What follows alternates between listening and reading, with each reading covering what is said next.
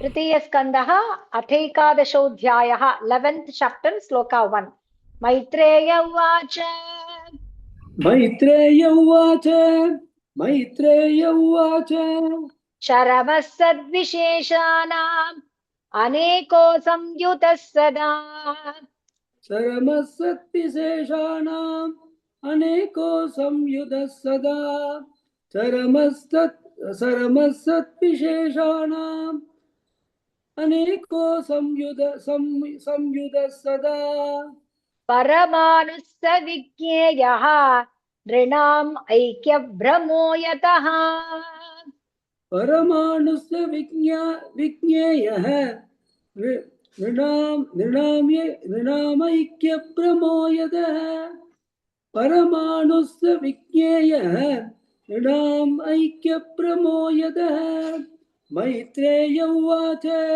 सरमः सद्विशेषाणाम् अनेको संयुतः सदा परमाणुस्य विज्ञेयः नृणामैक्यप्रमो यतः तत एव पदार्थस्य स्वरूपावस्थितस्य यत्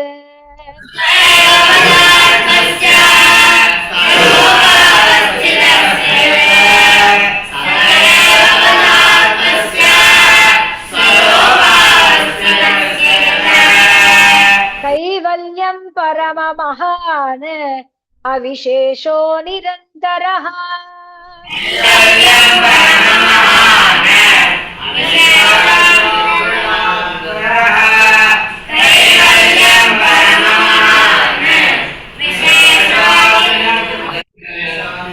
परममहान्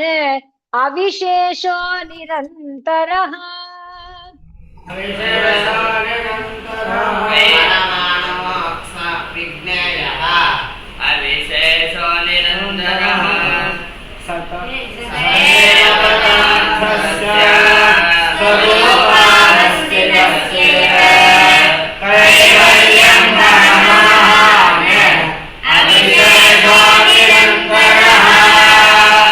एवं कालोऽप्यनुमितः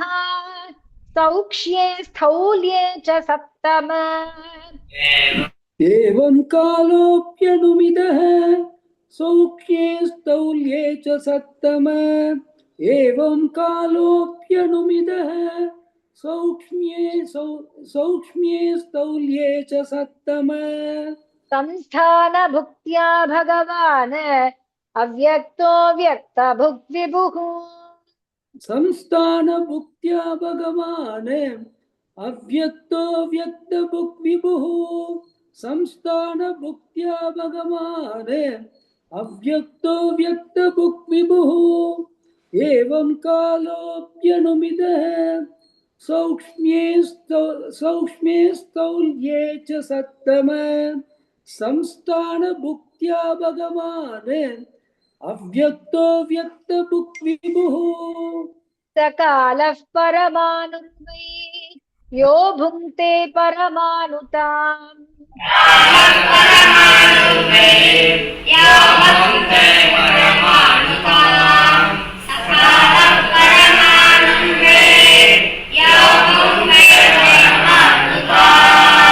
ततो विशेषभुग्यस्तु सकालः परमो महान्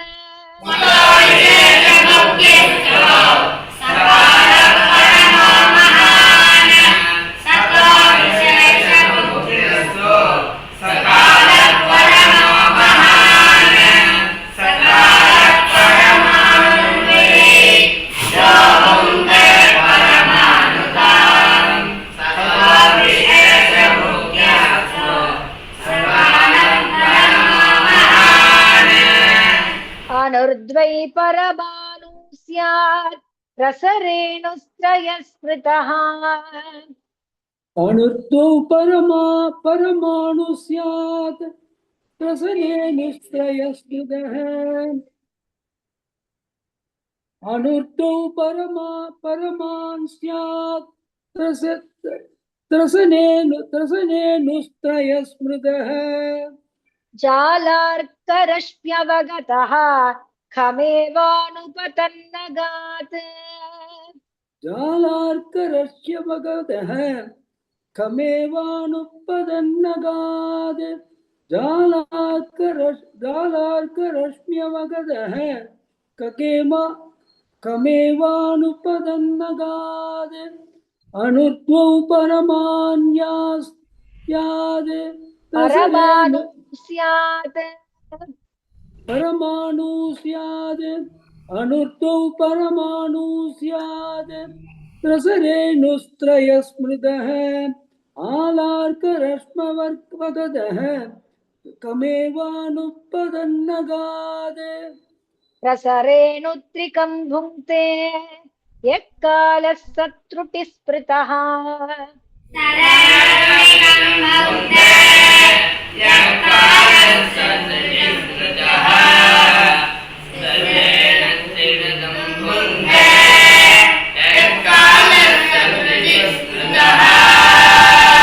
शतभागस्तु वेदः स्यात्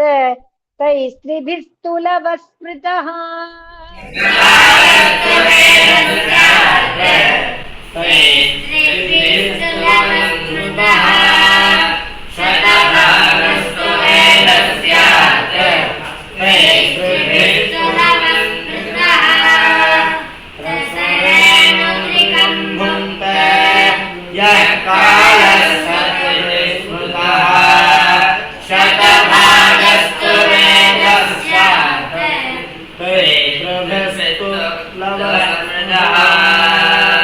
निमेषः त्रिलवो ज्ञेय आम्नातस्ते त्रयक्षणः निमेषस्त्रिलवो ज्ञेय आम्नादस्ते त्रयक्षणः निमेषस्त्रिलवो ज्ञेय आम्नादस्ते त्रयक्षणः क्षणान् पञ्चविदुः काष्ठाम् लघुता दश पञ्च च क्षणान् पञ्चविदुःकाष्ठाम् लघुता दश पञ्च च क्षणान् पञ्चविदुःकाष्ठाम् लघुता दश पञ्च च निमेषस्त्रिलवो ज्ञेय आम्नातस्ते त्रयक्षणः क्षणान् पञ्चविदुःकाष्ठाम् लघुता दश पञ्च च लघूनि वै समाम्नाता दश पञ्च च नाडिका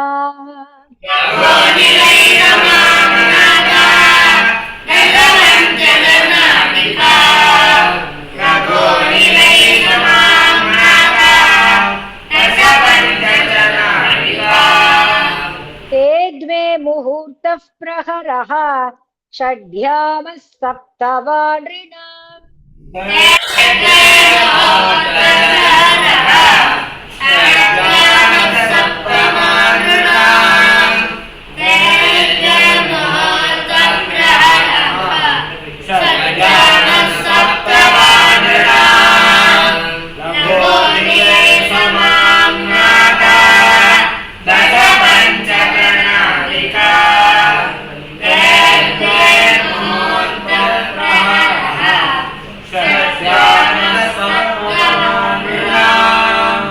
द्वादशार्धपलून्मानम् चतुर्भिः चतुरङ्गुलैः द्वादशार्धपलोन्मानो चतुर्भिः चतुरङ्गुलैः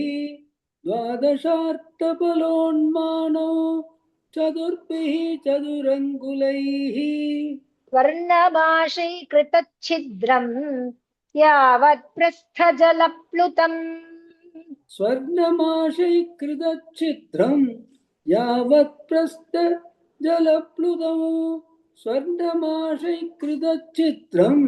यावत् प्रस्थजलप्लुतम् द्वादशार्धपलोन्मानो चतुर्भिः चतुरङ्गुलैः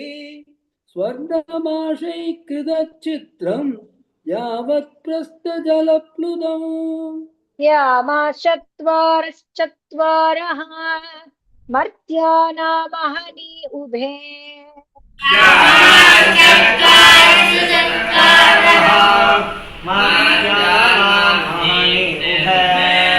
Yeah.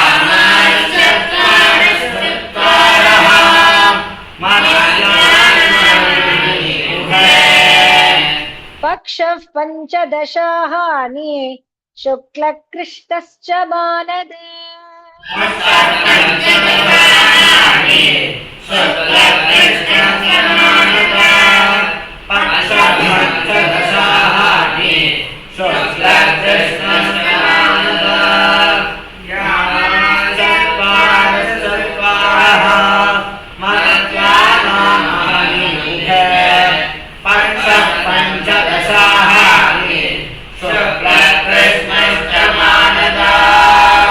तयो समुच्चयो मासः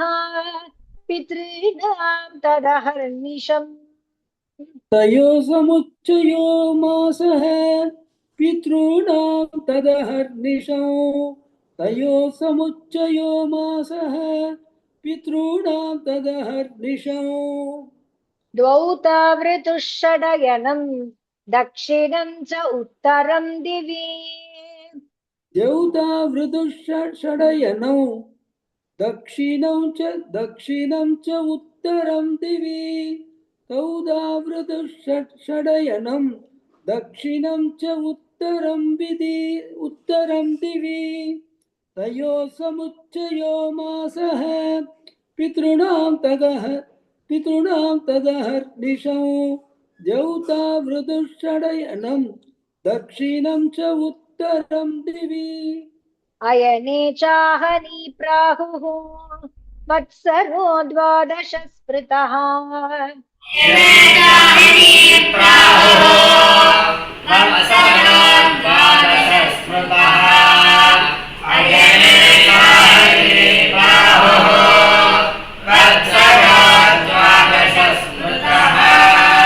संवत्सरशतं नृणां परमायुर्निरूपितम्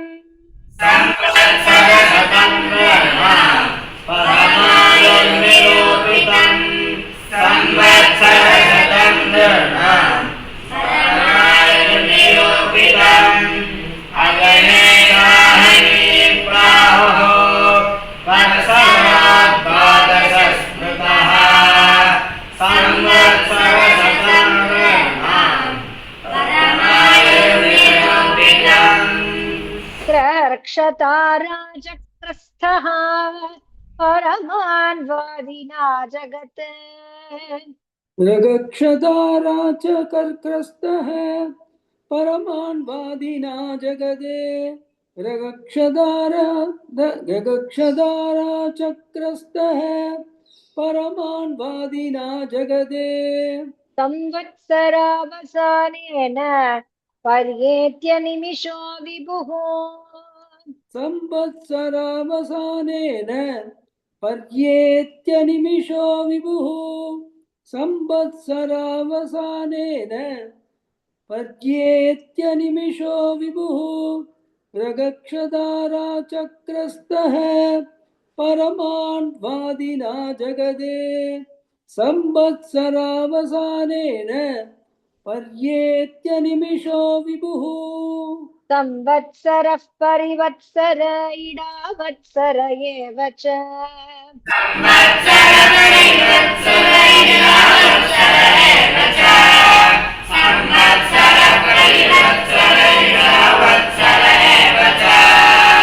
अनुवत्सरो वत्सरश्च विदुरैवं प्रभाष्यते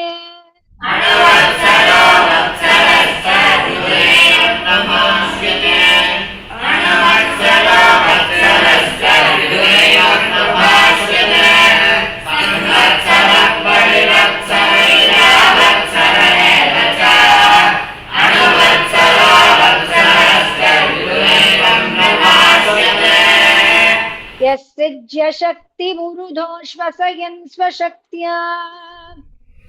यस्सृत्य शक्तिमुरुदो श्वसयन्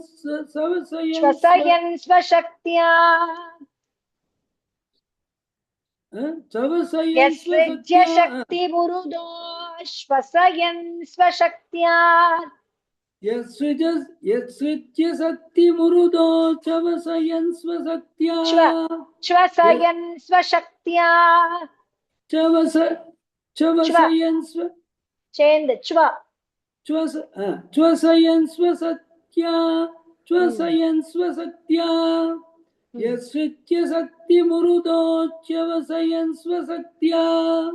पुंसो भ्रमायति विधावति भूतभेदः पुंसो भ्रमाय दिवि धावति भूतभेदः पुंसो भ्रमाय दिवि धावति भूतभेदः कालाख्यया गुणमयं क्रतुभिर्वितन्वन् कालाख्यया गुणमयं क्रतुभिर्विदन्वदे कालाख्य वितन्वन् कृदन्वन्ने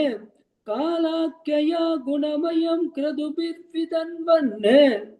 तस्मै बलिं हरत वत्सर पञ्चकाय